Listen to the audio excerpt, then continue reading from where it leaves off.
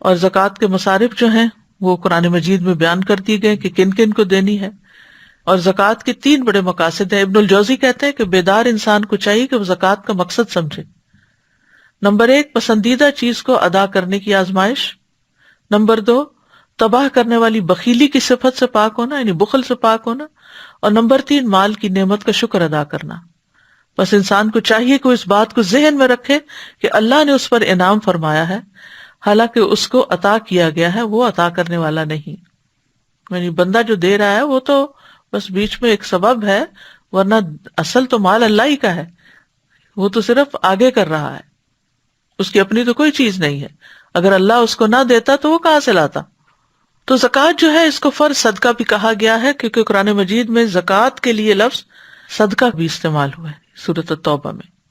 جیسے خذ من اموالہم صدقۃ تطہرہم وتزکیہم بہا وصلی علیہم ان صلاتک سکن لہم واللہ سمیع علیم. ان کے مالوں سے صدقہ لو، ان کو اس کے ساتھ پاک کرو اور انہیں صاف کرو اور ان کے لیے دعا کرو، بے شک آپ کی دعا ان کے لیے باعث سکون ہے، اور اللہ سب کچھ سننے والا، سب کچھ جاننے والا ہے. حدیث